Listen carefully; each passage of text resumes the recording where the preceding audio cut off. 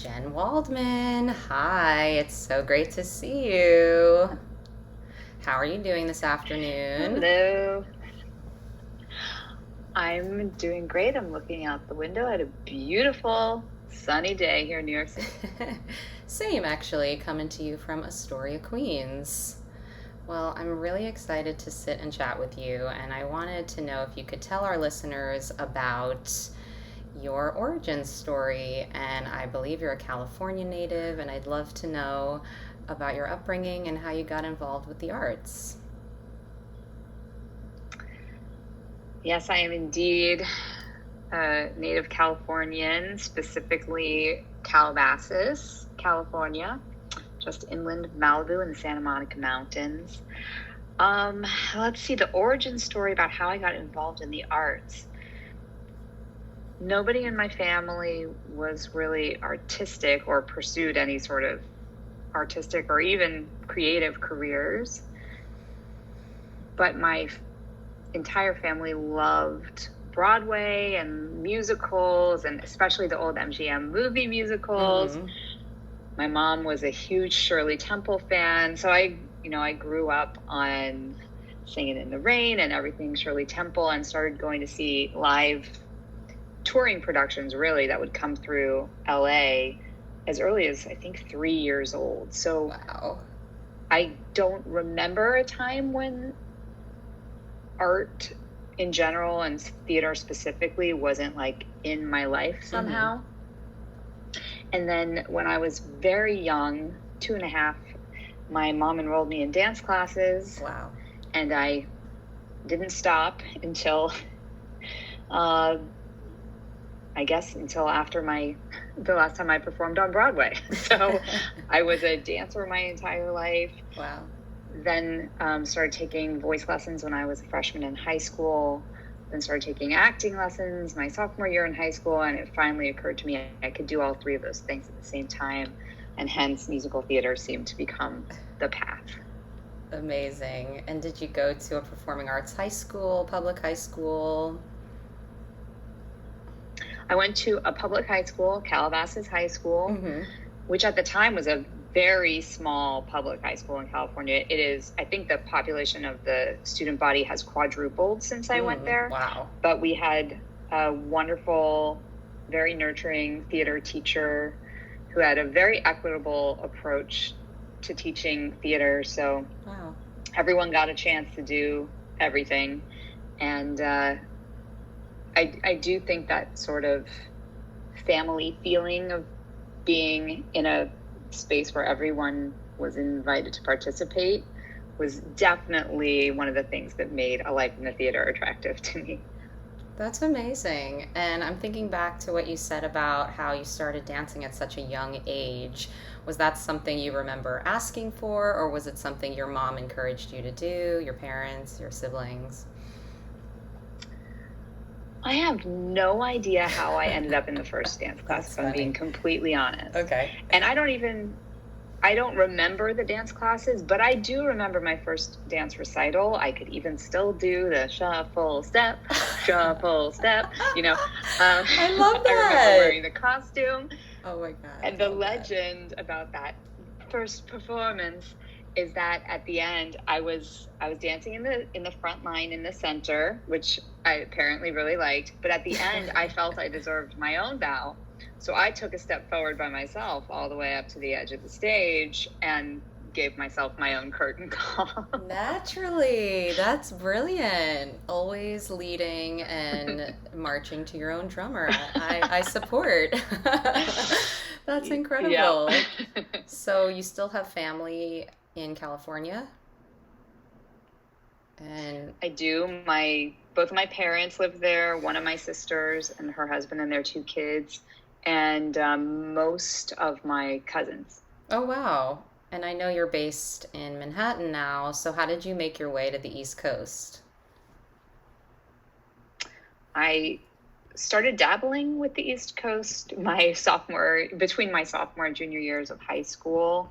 I spent the summer at Carnegie Mellon, okay, which, it's getting closer to the East Coast. Mm-hmm. And then the summer between my junior and senior year, I spent at Northwestern. And most of the people I grew up with are still in the California area. I mean, when you grow up in LA, you don't really leave there. It's a place that's good at holding on to its natives. And so I was one of a very small group that left California with the intention of not really going back. Wow.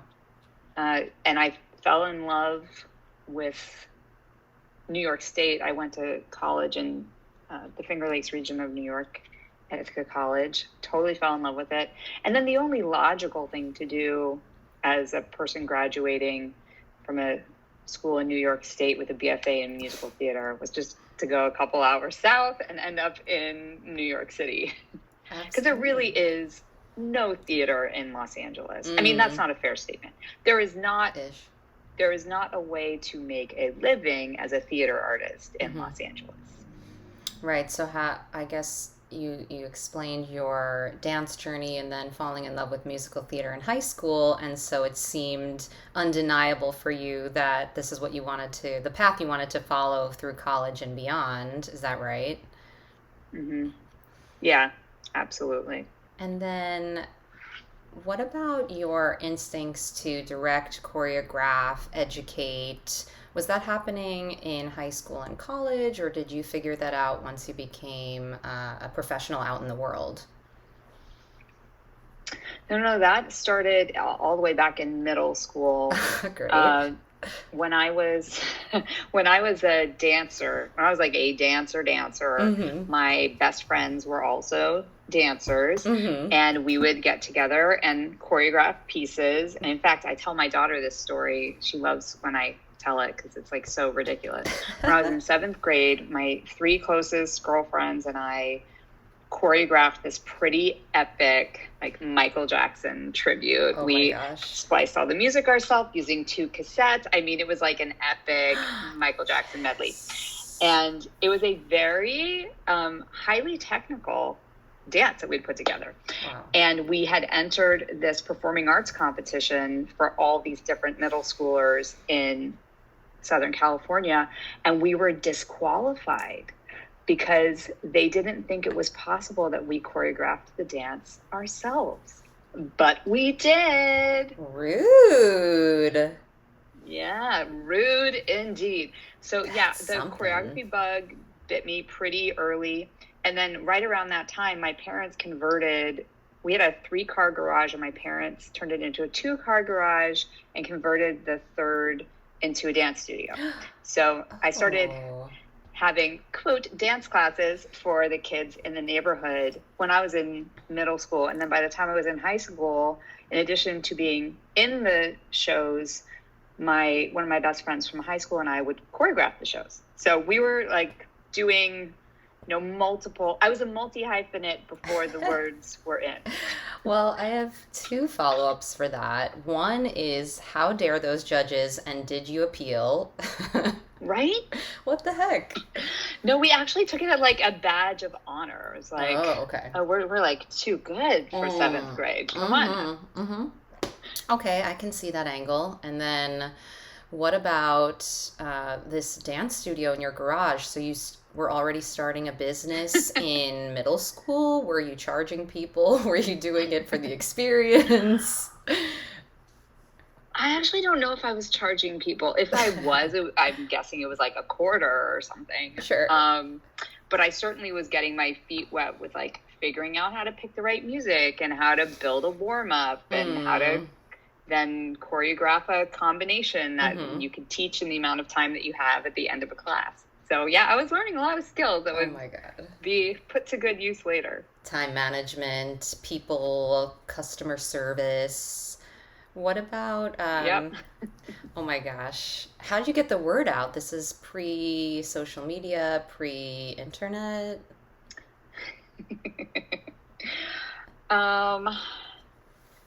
I guess in the town of Calabasas at that time, we weren't even a city yet. I think we were a town.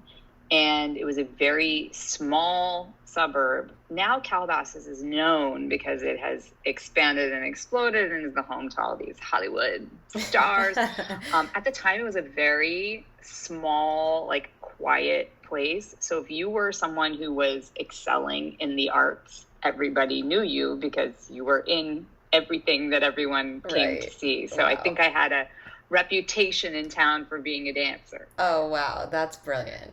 And I'm not surprised. So you fast forward from that chapter to Ithaca College and find yourself graduating and working in the Broadway community. I know you were a part of Titanic and Wicked. What about the formation of the JWS studio? And first, let's start with the brick and mortar home. Oh, the brick and mortar. So I think, like, the preamble to the JWS story is that when I moved to New York City, I still wanted to be training. Like, it was very easy for me to find a place to train, to continue to train as a dancer. It was very easy for me to find places to continue to train as a singer, specifically on vocal technique or dance technique.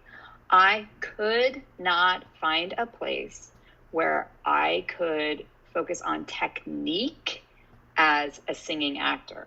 I could go to scene study class and do scenes, but anything that had musical theater attached had no technical elements. It was all aesthetic adjustments and, like, people's personal preferences, which I just found, like, really annoying as an actor, because I wanted to do work instead of, like, entertain comments about my outfit or whatever it was.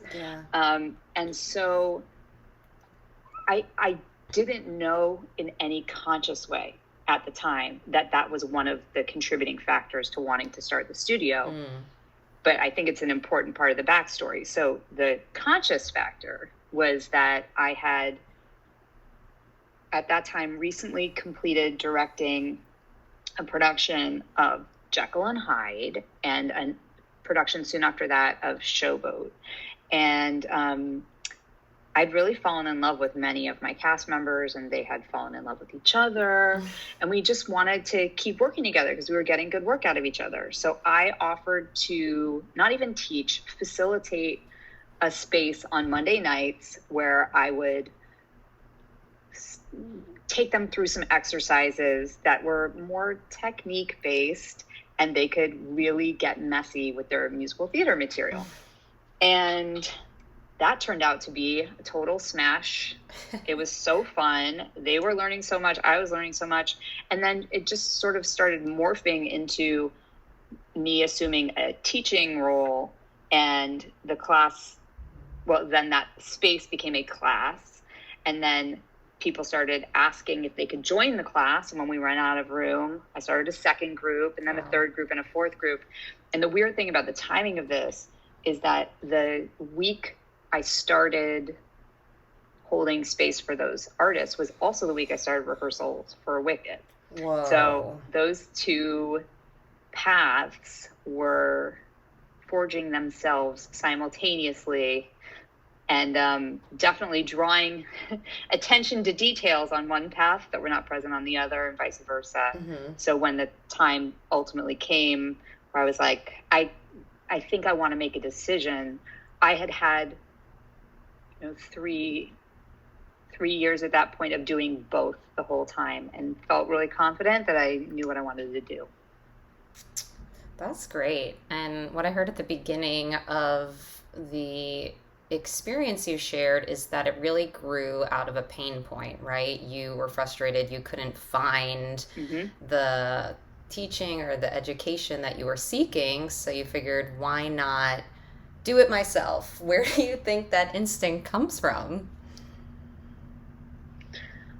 Oh gosh, I think my parents always encouraged independence, for sure. My parents have 3 daughters, and where do you fall in the lineup? Certainly I was taught, I'm the oldest.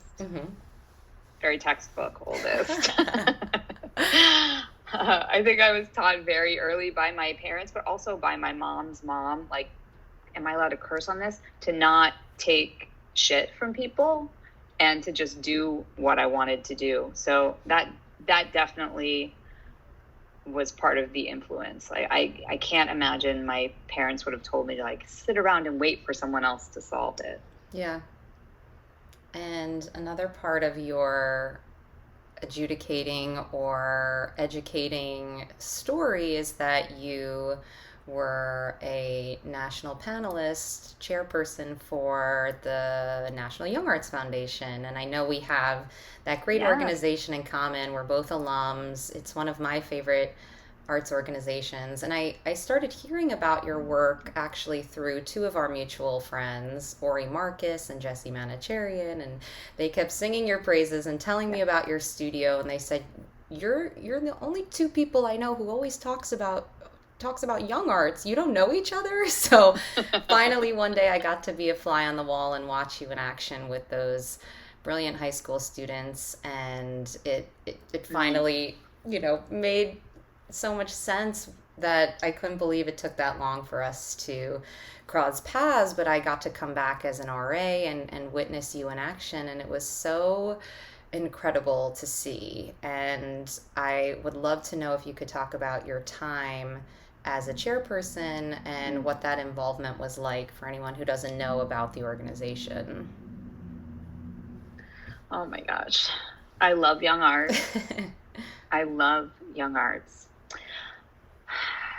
As a person who gets to work with young, really promising talent, it almost feels like I get to be the beneficiary. I know the students are the ones benefiting from this experience, but they have taught me so much over the years. Right. I love this organization because at least at the time that I was there, the quality of the conversation we had around these, at the time, applicants was so nuanced and so robust. And the late Ken Washington, may he rest in peace, would sit in the back of our adjudication room.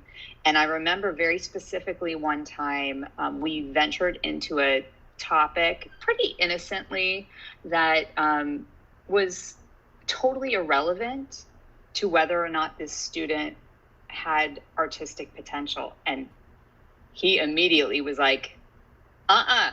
Get back on track. The only thing you're measuring here is potential. That's it. Right.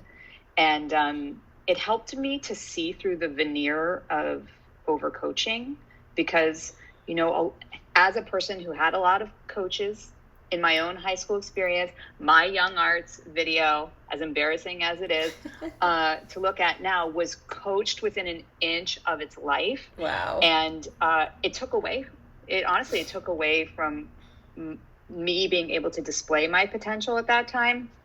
So I think I learned a lot during that process about how to spot the raw materials of an artist as opposed to the shiny gloss that someone else might have put on that artist. So that was really profound. And then in terms of the young artists who ended up being our awardees, I mean, I'm still in touch with almost all of them.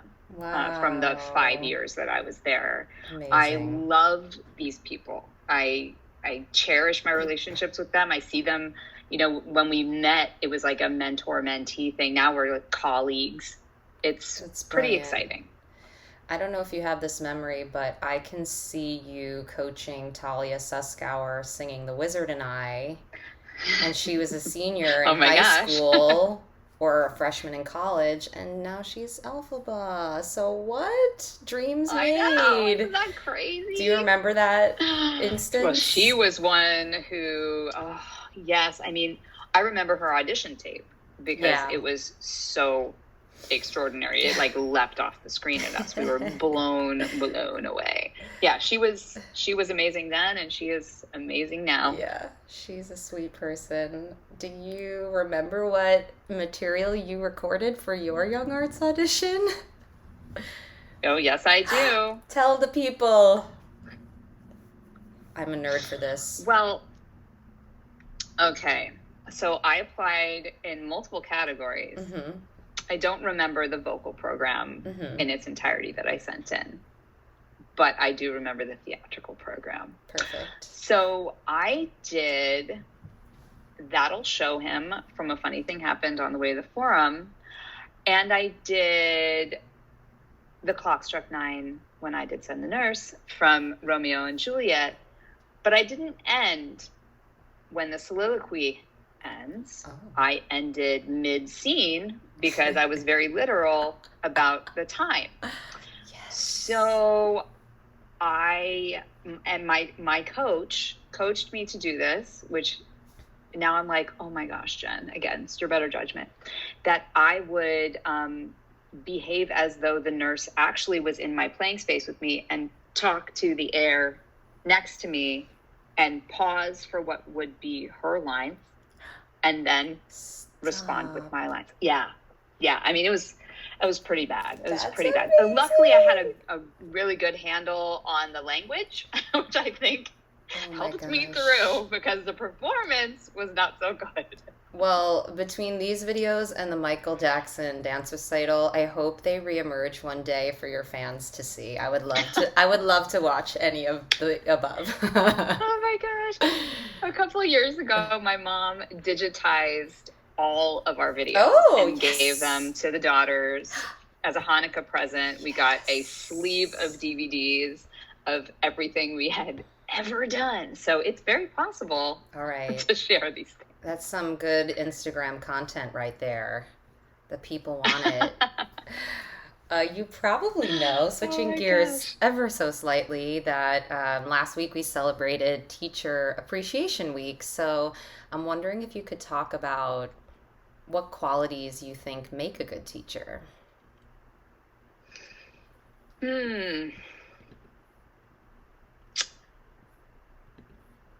Yeah. I have to really pause for this, because there are so many answers, and I'm not sure there is one answer, because I think about the people who have been incredible teachers in my life, or the people who I get to watch teach at the studio, and none of them are the same. But when I think about my two most influential mentors, my voice teacher, Rebecca Somberg in California, and my dance teacher from college, and my choreography mentor, Mary Corsaro, they both saw something in me I did not see in myself. And it wasn't that I didn't know that I had natural gifts in that area. They taught me how to use them in a way that would never have occurred to me. Like when I met Rebecca, I was trying to sing music that was, I guess, more popular, but really inappropriate for me. I had no idea that I could sing classical music at all. And so she unlocked that. And with Mary, I knew I could dance and I knew I could choreograph. What I didn't know was that I could manage all of the things that a dance captain might need to be able to manage. And because of her, I got my first, professional, very professional Broadway job. So both of those teachers took things that I had, that I knew I had, but showed me a path that I didn't know existed. Wow, that's incredible. And how lucky to have champions in your education, and also it sounds like in your family too, which provided you with great support. That's beautiful. So when you think about those teachers and pivoting to the year we just had, surviving this pandemic, which continues to go on, can you talk about how you transitioned your brick and mortar to the online space? I know that you're represented in 13 countries now. Is that right? Is that the number you gave us? It's actually 14. It's actually 14. Congratulations. So would you speak about that experience from last March, the week, everything was closing down? I have all the dates seared in my memory with the Broadway closure March 12th and what that implied for your business and how you continued to operate for this past, I don't know, 18 months or so. Yeah. I mean, what's really, now the hindsight, like I can see things now I didn't see at the time. So when everything shut down, it was never even a question to me that we would keep going. Like stopping was not even part of the vocabulary. And I realize now how unrealistic my plans were, but somehow we made it. I don't know how we did this. So I reached out to our teachers. I think it was the 13th, and said, we're opening registration in 10 days for an online studio. Something to that effect. Right. Wow. And in less than 2 weeks, we did. Wow. I mean, we turned the whole thing around. I mean, it was very much motivated by adrenaline, but also like I love the people I work with so much. The thought of them spiraling into whatever was possible to spiral into in that moment, because they didn't have a creative outlet and they didn't have a creative community in the way that they typically had. Like, I just could not let that happen. So we sprung into action, and 2 weeks later, there we were.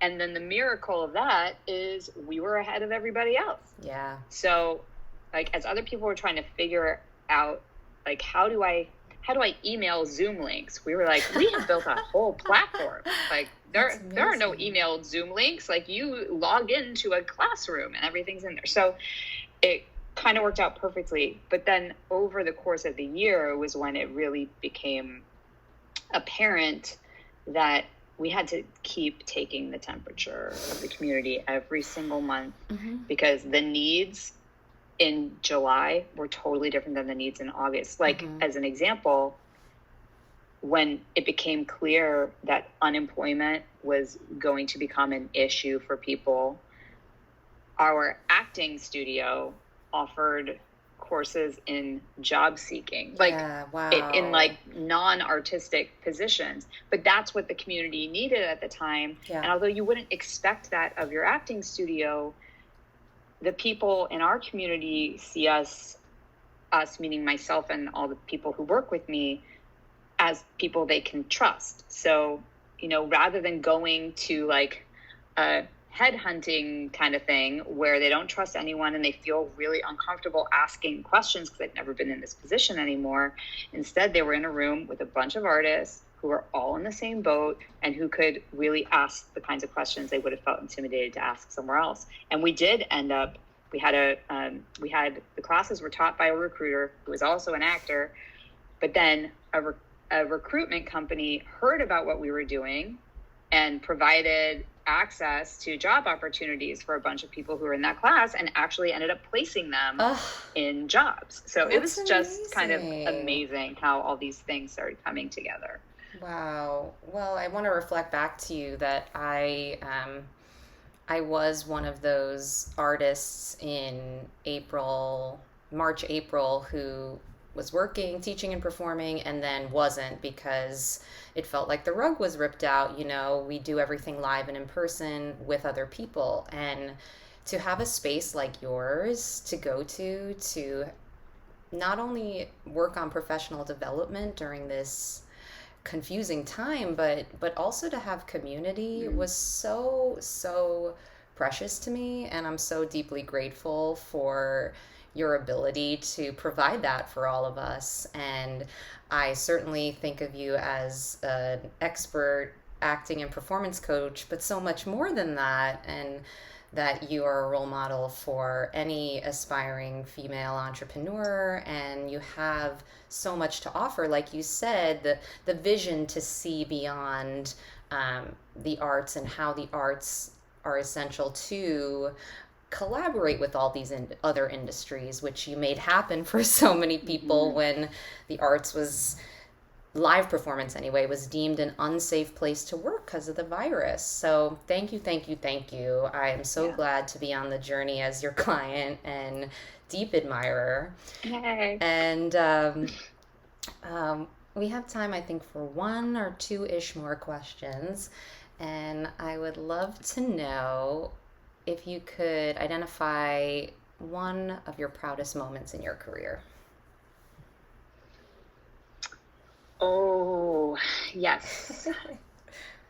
So back in 2008, 2009.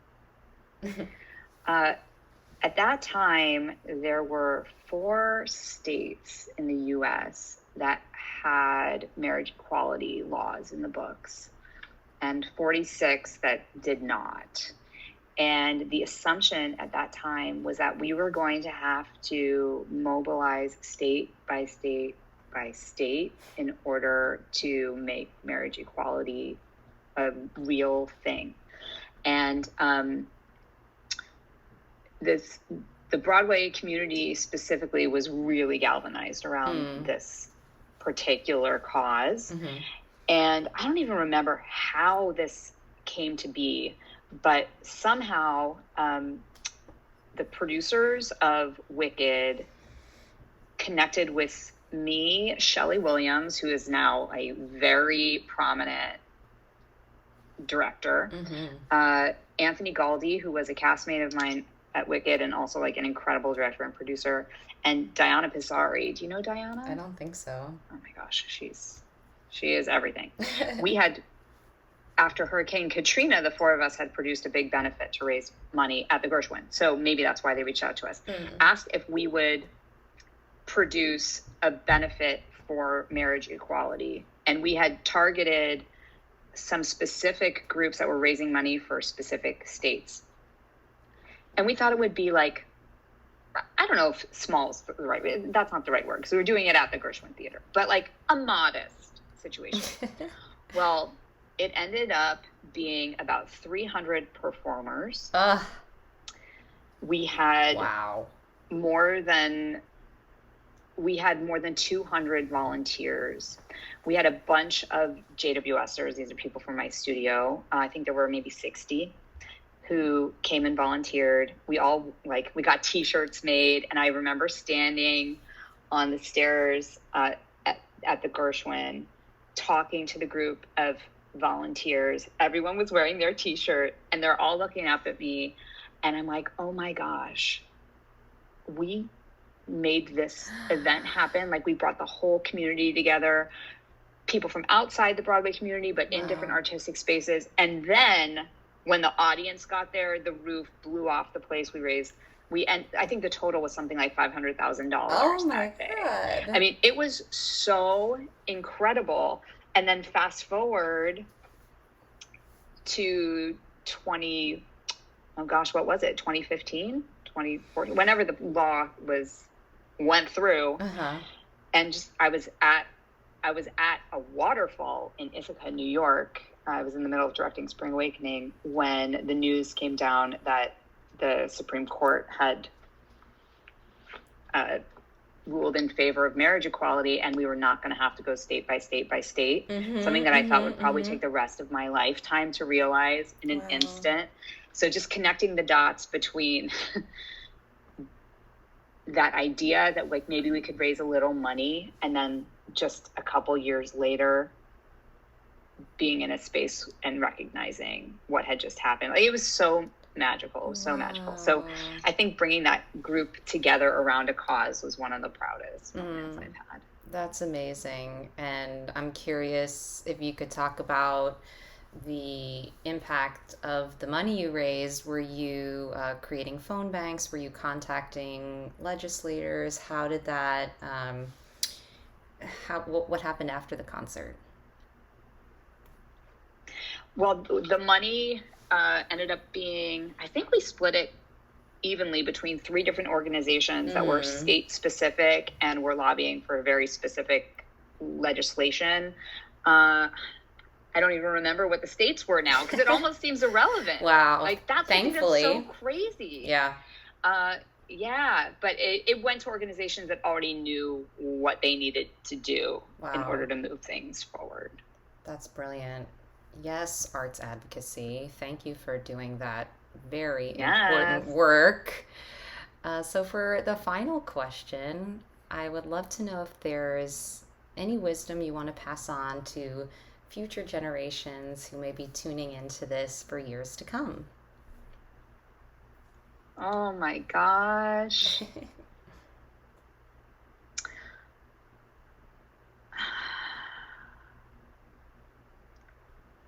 Gosh, when you know you're being recorded for that purpose, it sort of means something different. Yeah.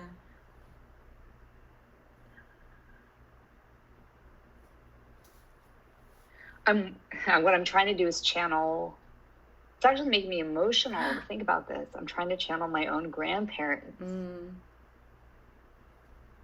And like, what would they have said to me?